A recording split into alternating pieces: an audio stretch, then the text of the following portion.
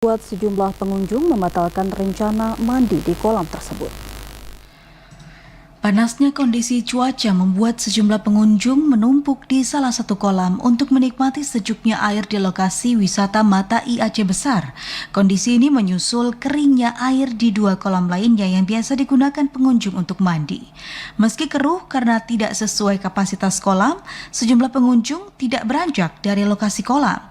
Tak hanya warga yang ingin mandi, kekeringan di lokasi pemandian Mata I juga dikeluhkan sejumlah ibu rumah tangga yang biasa memanfaatkan air untuk mencuci di lokasi ini. Kalau nggak salah udah 1 minggu, karena saya bukan orang di sini, saya dari Loknga. Terus kemarin khusus nyuci? Iya, mau nyuci Kemarin? sering, anak gadis saya sering nyuci di sini. Kak, setahu kakak ini udah berapa kali nih kering seperti ini? Sering kali. Udah sering ya? Iya. Kenapa? Kemarau sedikit udah kering, walaupun ada hujan tapi tetap kering. Habis itu kami juga kekurangan air di sana. Di Loknga? Iya. Air mandi kurang, saya memang nggak ada. Udah gali sumur, airnya juga nggak dapat. Selain pengunjung yang ingin mandi dan mencuci, Mata I menjadi sumber mata air bagi perusahaan daerah air minum di Kabupaten Aceh Besar. Kekeringan membuat distribusi air ke rumah-rumah mulai dikeluhkan warga.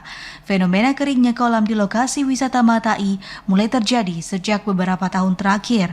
Selain minimnya curah hujan, kekeringan diduga akibat kerusakan lingkungan di sekitar lokasi kolam.